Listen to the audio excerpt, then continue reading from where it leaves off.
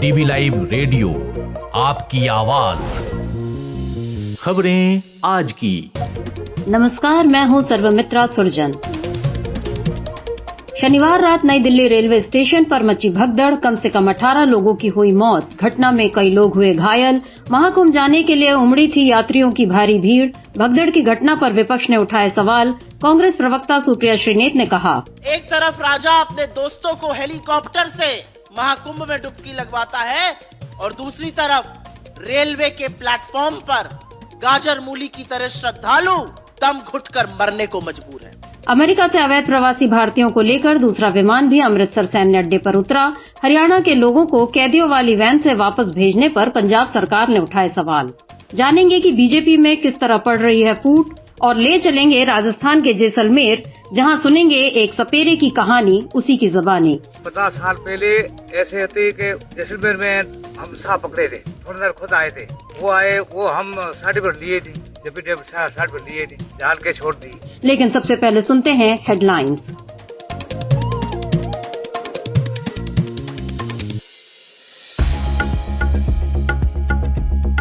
Delhi police ने नई Delhi railway station पर हुई भगदड़ मामले की शुरू की जांच। अश्विनी वैष्णव ने अमित शाह से की मुलाकात। नई दिल्ली रेलवे स्टेशन भगदड़ के बारे में दी जानकारी। अमेरिका ने फिर किया भारतीयों का अपमान, हथकड़ियों में जकड़कर भेजा वापस। प्रयागराज में फिर चरमराई ट्रैफिक व्यवस्था, घंटों जाम में फंसे लोग, सड़क पर उतरी सेना। और मायावती ने ट्वीट कर बताया कौन होगा बसपा में उनका उत्तराधिकारी। भतीजे आकाश आनंद को दिया झटका। और अब सुनते हैं आज की बड़ी खबर। प्रयागराज में चल रहे महाकुंभ में बदइंतजामी पर बीजेपी सरकार पहले ही सवालों के घेरे में है। अब नई दिल्ली रेलवे स्टेशन पर शनिवार रात मची भगदड़ ने सरकार की नाकामी को सिरे से खोलकर रख दिया। पूरा ब्यौरा लेकर मौजूद हैं राजीव रंजन श्रीवास्तव। रेलवे प्रबंधन का कहना है कि प्लेटफॉर्म नंबर 14 और 15 पर भारी भीड़ होने से भगदड़ के हालात बने। रेलवे ने मुआवजे के ऐलान के साथ ही जांच के लिए उच्च स्तरीय समिति का गठन भी किया है। उत्तर रेलवे के पीसीसीएम नरसिम ने बताया, रेल मंत्रालय ने इस घटना की जांच के लिए एक उच्च स्तरीय कमेटी गठित की है। इस कमेटी में मैं नरसिम देव और chief safety commissioner Pankaj Gangwar दोनों मेंबर हैं।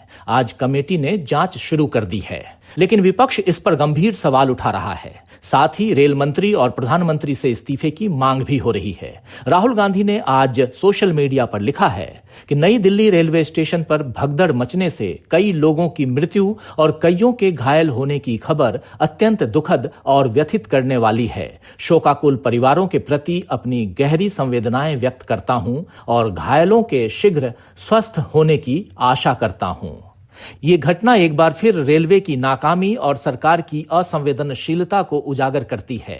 प्रयागराज जा रहे श्रद्धालुओं की बड़ी संख्या को देखते हुए स्टेशन पर बेहतर इंतजाम किए जाने चाहिए थे। सरकार और प्रशासन को सुनिश्चित करना चाहिए कि बदइंतजामी और लापरवाही के कारण किसी को अपनी जान न गंवानी पड़े।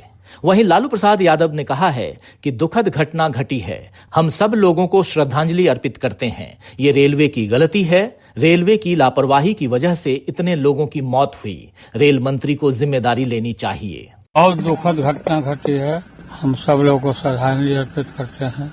रेलवे का ये गलती है, रेलवे के मिसमैनेजमेंट से, लापरवाही की वजह से इतने लोगों की मौत हुई है। काफी अफसोस है। नई दिल्ली रेलवे स्टेशन पर हमारे संवाददाता इकरार ने जाकर हादसे के गवाहों और चश्मदीदों से बात की। क्या कहा लोगों ने इस घटना पर, सुनिए। ये रहा था कि इसमें भगदड़ बहुत तेज थी, भीड़ बहुत तेज थी, जनता डट मान नहीं पाई। इधर उधर से गाड़ियों का समय होगा निकलने का, इसलिए आपस में टकरा के नीचे गिर गए। गिरने के बावजूद वो भी पैरों के नीचे आ गए, आने के नीचे आ गए। हाँ, वैसे नहीं गिरे, गाड़ी में से नहीं गिरे, पुल के ऊपर, सीढ़ियों से ऊपर, और पुलियों ने उनको उठा के बचा के निकाला। लेकिन लोग डरते नहीं है, जबरदस्त हो गया। आप कहाँ थे उस समय?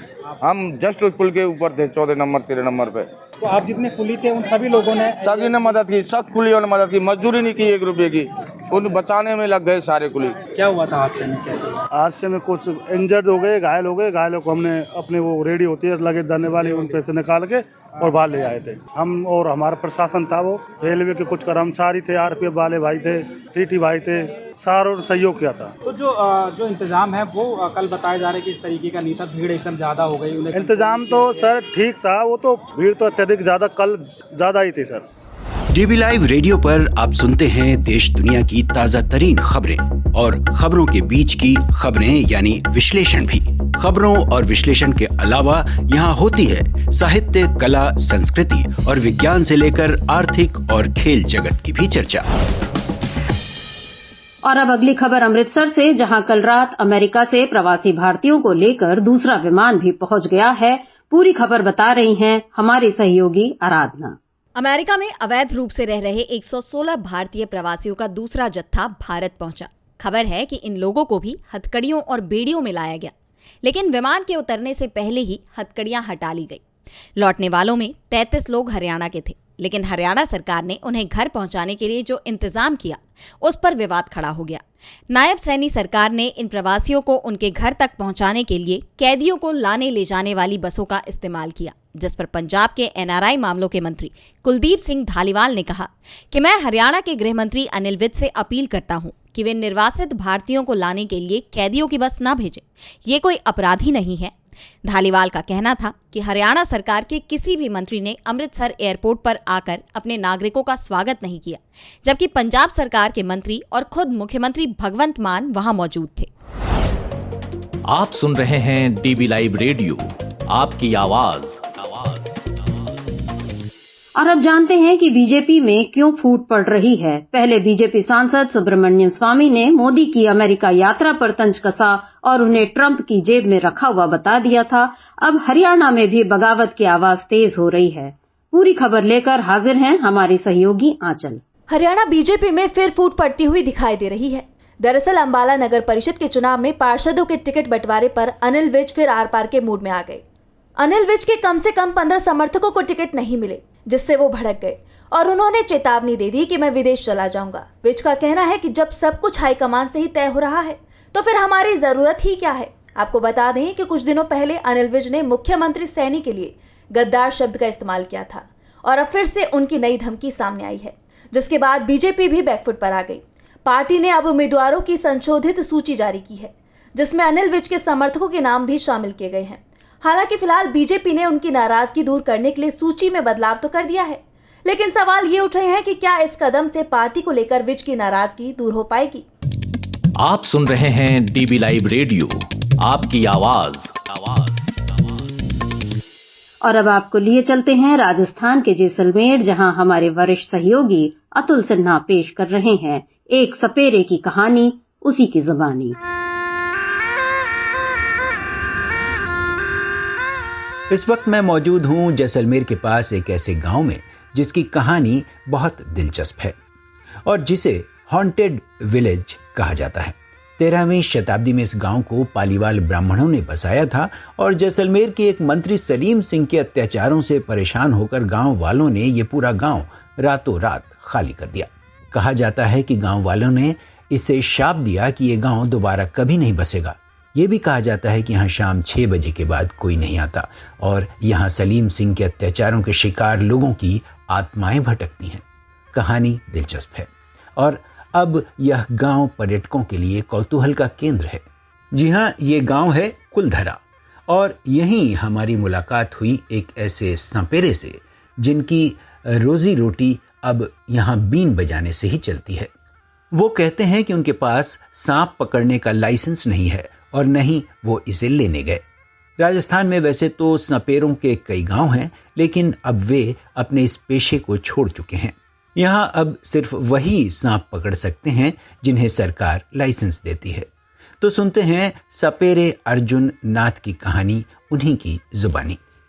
मेरा नाम अर्जुन नाथ है सर। कहाँ के रहने वाले हैं? हवाफोड़। तो यहाँ से अब सांप आप बिल्कुल नहीं पकड़ते हैं? अभी गवर्नमेंट की पाबंदी है, मनाही हो गई अब तो, क्योंकि मेरे वो एरिया लगा हुआ कैसे या डीपी लगी हुई है। हम तो पहले तो शिकार भी करते थे, अभी छोड़ दी। तो जितने सपेरे हैं वो क्या कर रहे हैं? बस मजदूरी करते हैं। हमारू तो पहले तो मोरा बूढ़ा बूढ़िया तो पिटते पिटते घूम के मर गए। अब बच्चे क्या कर रहे हैं? मेरे बच्चे तो करते वो बाइकल चलाते हैं, किसी का बाइकल है वो चलाते हैं, उसके मजदूरी करते हैं। हमारे को आज तो 50 साल पहले ऐसे होते कि जैसलमेर में हम सांप पकड़े थे, तो वो थानेदार खुद आए थे। वो आए, वो हम सर्टिफिकेट लिए थी, सर्टिफिकेट लिए थी, जाल के छोड़ दी। तो सर्टिफिकेट जिसको मिलता है वही पकड़ सकते हैं? अभी तो वो से। अच्छा, तो कितने सर्टिफिकेट वाले हैं यहाँ पे? ज्यादा हैं? ज्यादा है। सफरों का काम है, मसूड़ी है, दामुद्रा है, खाबा है और मसूड़ी है, ऐसे कुड़ी है। हमारा सफरों का काम बहुत ज्यादा है सर। अच्छा। हर गांव में 4-5 घर रहते हैं, 2 घर रहते हैं। कभी हमारे गांव में हम कितने घर है, हमारा छोटा मोटे करके 20 घर है। तो सर्टिफिकेट मिलता कैसे है? सर वो तो हम तो गए नहीं, हम बीते हैं वो डीपी का पार आते हैं। अच्छा। क्यों पकड़ते हैं? जब हम तो डरते हैं। दूध पाते 6 महीने को वो छोड़ देते हैं। मतलब पकड़ के सांप को दूध पिलाते हैं, पहले 6 महीने तक पालते हैं, फिर छोड़ देते हैं। तो दांत वांत नहीं तोड़ते?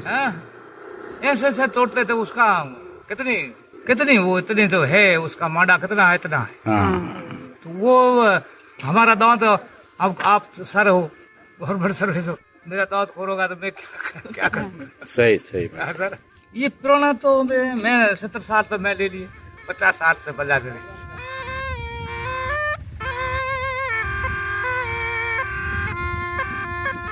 अतुल सिन्हा की ये रिपोर्ट कैसी लगी हमें जरूर बताइएगा। और अब बात करते हैं खेल की दुनिया की।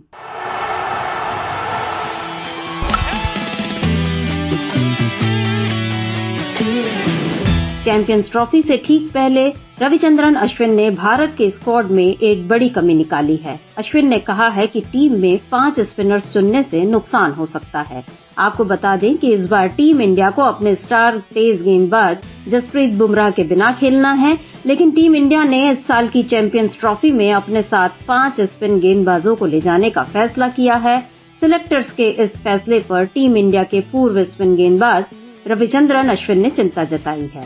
आपको बता दें कि भारतीय टीम और उसके सहयोगी स्टाफ सदस्य दुबई इंटरनेशनल क्रिकेट स्टेडियम में बांग्लादेश के खिलाफ अपने शुरुआती मैच से ठीक 5 दिन पहले शनिवार को दुबई के लिए रवाना हो गए। तो अब इस कार्यक्रम को यहीं समाप्त करते हैं। बने रहिए डीबी लाइव रेडियो के साथ। सुनिए हर शाम 7 बजे दिन भर की खबरों और विश्लेषण का हमारा ये प्रोग्राम खबरें आज की। अब दीजिए इजाजत। नमस्कार।